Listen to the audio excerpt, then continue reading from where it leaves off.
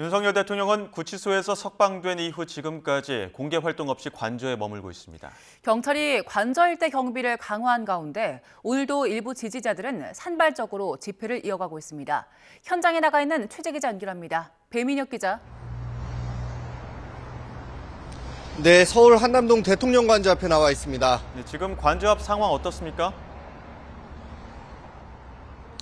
네, 지난 8일 윤석열 대통령이 구치소에서 석방된 지 나흘째가 됐습니다. 지금까지는 별다른 공개 일정 없이 지내고 있는데요.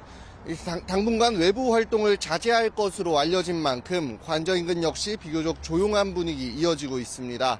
경호처 역시 윤 대통령과 함께 관저에 머무르는 것으로 보이는데 경호처 차량이 줄지어 이동하는 등 별다른 움직임은 포착되지 않습니다.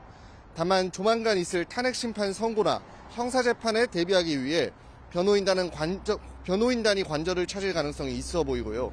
지난 9일 이미 한 차례 여당 지도부가 관저를 찾았던 만큼 여당 관계자 등 측근도 관저를 찾을 가능성이 있어 보입니다. 네, 지금은 조용해 보이는데 오늘도 윤 대통령 지지자들이 관저 인근에 있습니까?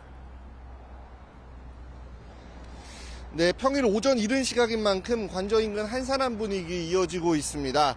다만 낮이 되면 일부 지지자들이 다시 모여들어 산발적인 집회를 이어갈 것으로 보입니다. 윤 대통령이 석방된 이후로 한동안 잠잠하던 한남동 일대의 집회도 다시 시작됐습니다. 특히 지난 주말에는 지지자들이 대거 모여들어 윤 대통령 석방을 자축하면서도 탄핵 기각을 주장해왔는데요. 오늘도 집회 무대 차량은 설치되어 있는 만큼 언제든 지지자들이 다시 모여들 수 있는 상황입니다. 또 조만간 있을 탄핵심판 선고기일을 전후로는 이곳 관저 역시 대규모 집회가 벌어질 것으로도 보입니다. 경찰도 관저 인근 경비를 다시 강화했죠? 네, 그렇습니다. 현직 대통령 신분인 윤 대통령이 관저에 복귀한 만큼 경찰도 관저 주변 경비를 강화하고 있습니다.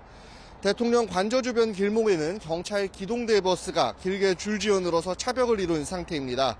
또 관저로 들어가는 입구에는 이동식 바리케이드가 마련됐고 차량이 드나들 때마다 경찰이 검문을 이어가고 있는데요. 현장에서 직접 보이지는 않지만 경호처 인력 역시 관저 안에서 삼엄한 경비 태세를 갖췄을 거로 보입니다. 경찰은 윤 대통령 탄핵심판 선고기일에 만일의 사태를 대비해 관저 인근에 경력을 추가로 배치하는 방안도 검토하고 있습니다.